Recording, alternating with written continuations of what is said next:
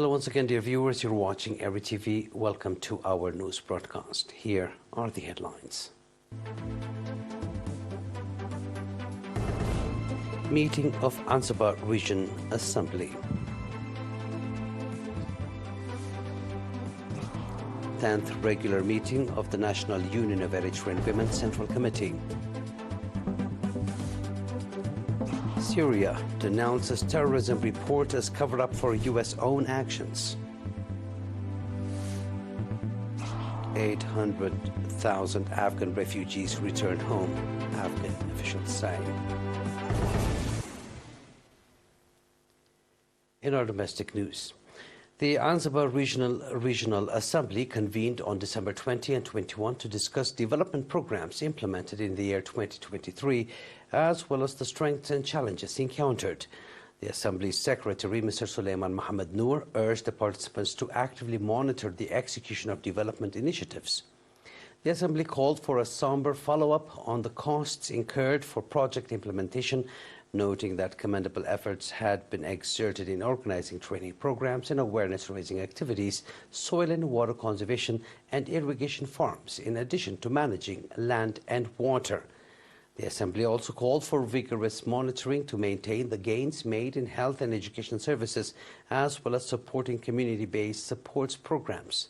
The participants also adopted various recommendations, including to strengthen public awareness-raising efforts for the implementation of the teaching-learning process, work closely with the public to implement development programs, encourage public participation in development drives, and increase the participation of female students in junior and high schools. The governor of the region, Ambassador Abdullah Musa, urged for increased involvement in greening and soil and water conservation initiatives in order to counteract the threat posed by climate change.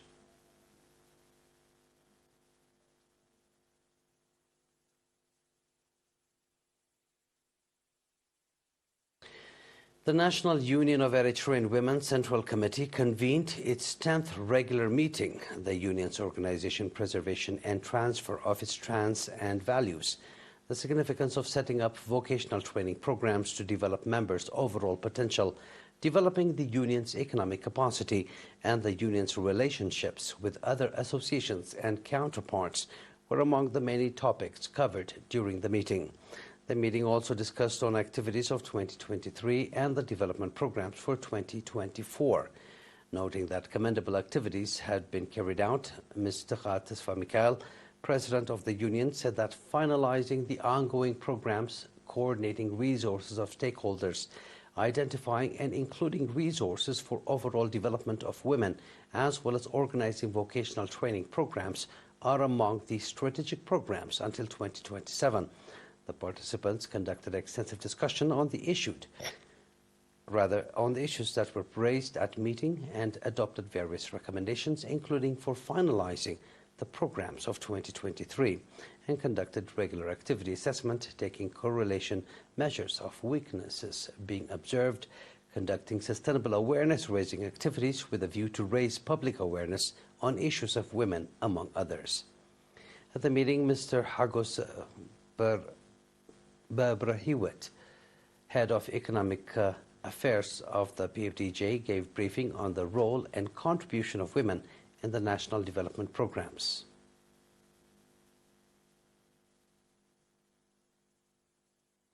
The Coalition of Patriots Association held its second Congress today, 23 December, at the National Confederation of Eritrean Workers Hall, in which 44 representatives of the association took part. Coalition Association's chairman, Mr. Solomon Tawalde, stated that the organization's goals are to recruit new members, create action plans aimed at enhancing members' quality of life, motivate members to participate fairly in the execution of national development initiatives, cultivate partnership with relevant associations, organize vocational training programs, and create awareness-raising initiatives. The association's secretary, Mr. Gabra Abba Fasahaye, gave a briefing on the history and goals of the organization and gave a report on its 5 years of operations. The participants conducted extensive discussion on the reports presented and adopted various recommendations. The participants also elected 10 members executive committee, for 4 years term.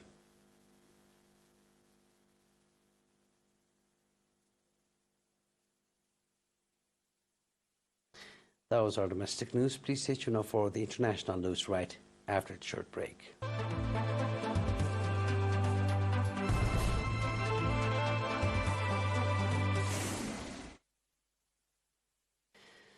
The Syrian Foreign Ministry dismissed Friday a U.S. report on terrorism as a failed cover-up of its own actions against Syria. In a strongly worded statement, the ministry said the U.S. State Department's report aims to conceal what it called American-sponsored terrorism through unilateral coercive measures, political and military support for terrorist entities, and the backing of militias.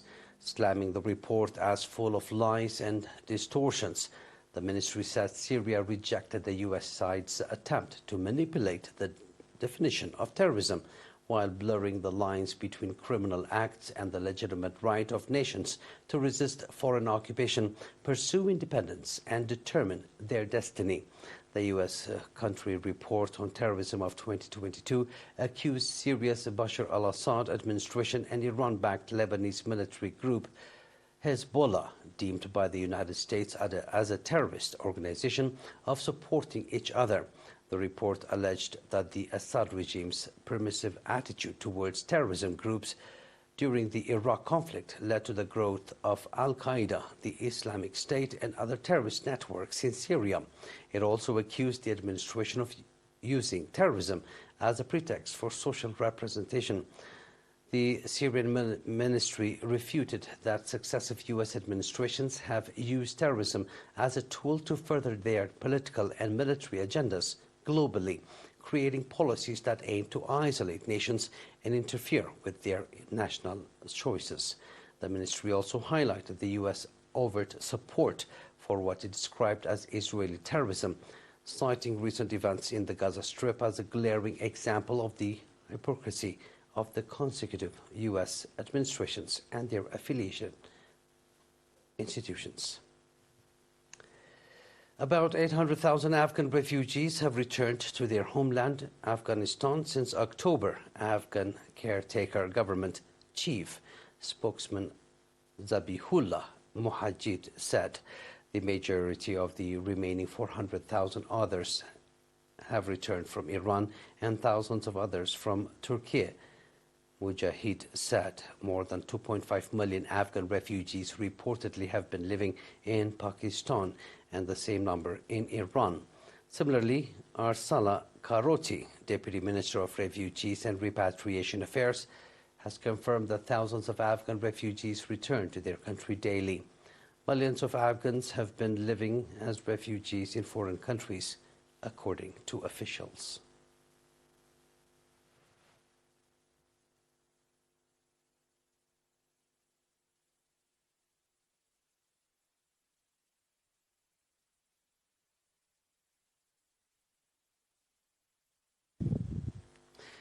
Please stay tuned now for a recap of tonight's headlines.